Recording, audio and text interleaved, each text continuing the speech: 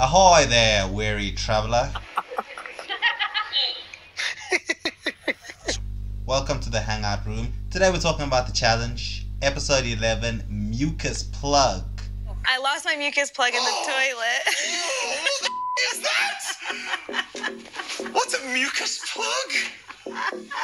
Could she not just plug it back in? And again, the rookies just keep shooting themselves in the foot.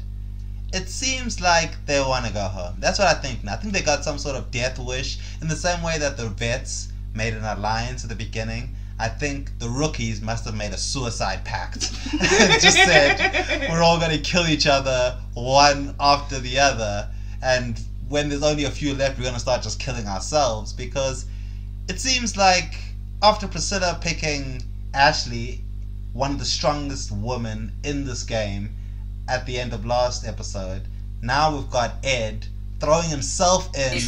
And it might be a little ass backwards to say, but I'm kind of telling you, don't put Logan in. I'm not crazy. I just got I got a heart, you know? And then pulling down Kyle. Let me get this straight, Ed. You want to come back to the house. So instead of picking the guy who's broken, you pick the guy who is beating everybody in pole wrestling.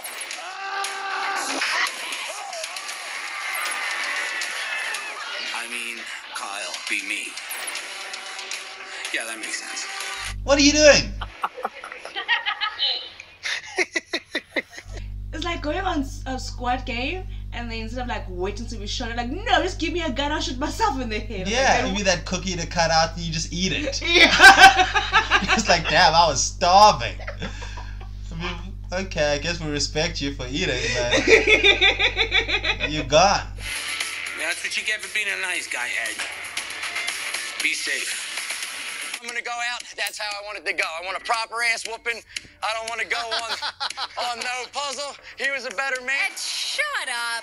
I don't know if you're just not all that smart. I thought you were an engineer, but...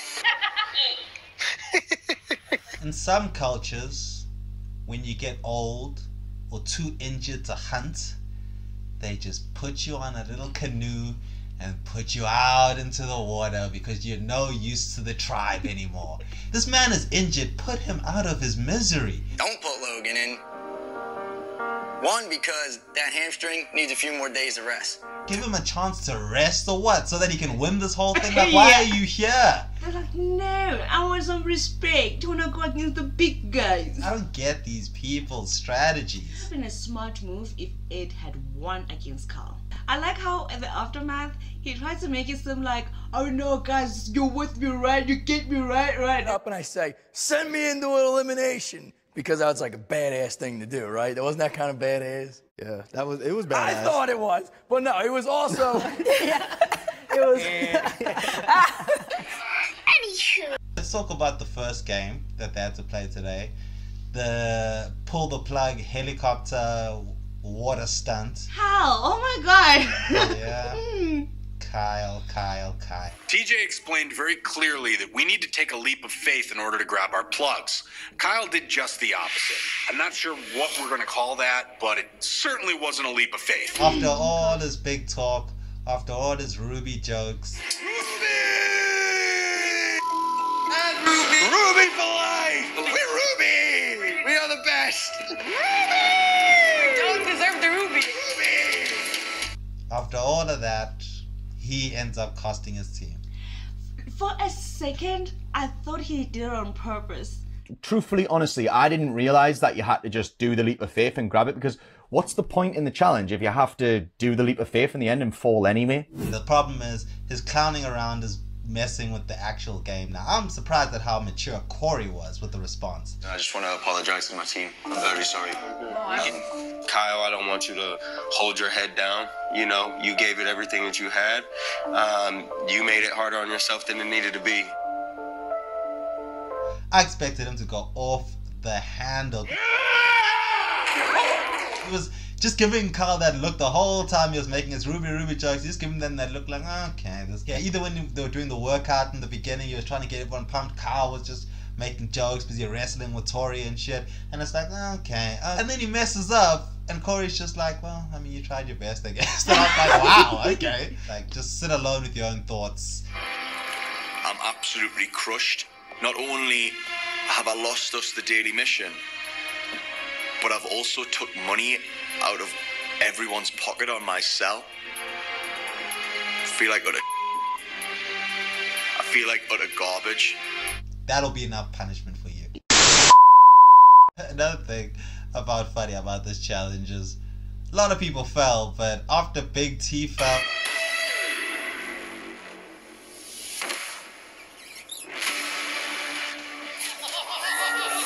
TJ just couldn't hold it, and I was like, wow. This whole episode was pretty giggly, but that moment there, I was like, aren't you gonna call for someone to just check on her? I don't know how Big T is alive. I don't know. Okay, fine. That was hilarious. I don't know which fall was funny. Big T's or Leroy. Leroy, let's go! I'm feeling confident.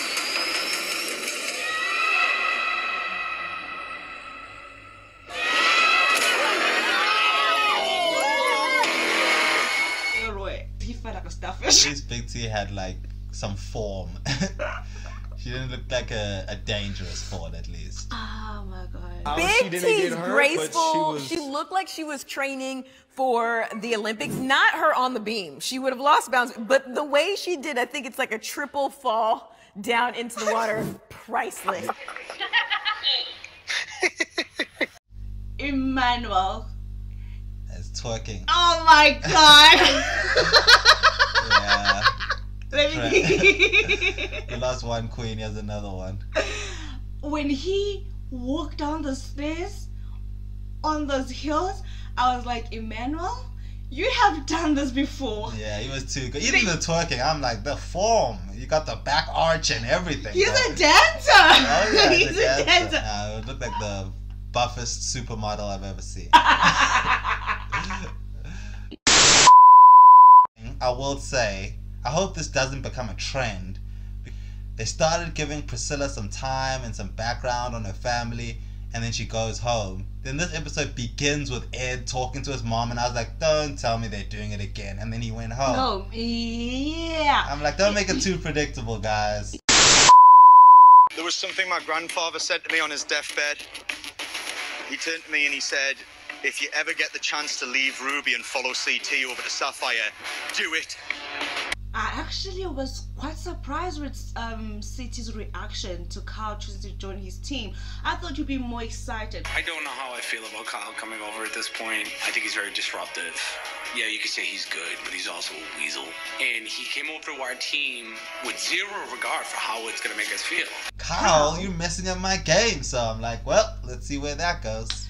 Remember your strategy about Nelson and Corey being on the same team? There we go. It just happened. Now we're gonna wait to see if your version of strategy is the best one. Come on. This works perfectly for Team Ruby. We lost Kyle, but we gained Nelson. I've been waiting to be on my team with my boy Nelly T, so I'm just hoping this all works out, and I'm hoping we can get the job done. It is the game we play. The one thing I'm worried about is Logan. They lost Kyle, and now they still got Logan, who's injured. They got Emmy, who's a pretty strong physical competitor anyway. But then Logan now is the weak link. So we'll see where that goes. We've got a couple of pieces moving around the board. We got CT not feeling too happy about what's going on. These new rules can be a game changer. Now that we know we can swap teams, that just opens up a branch of hypothetical situations. You might send in a layup against somebody, and then that person comes back onto your team and screws up everything. We got Emmy potentially not gonna be happy moving forward. Yeah, maybe it's time to clear out the last few rookies and then start having a vet battle royale.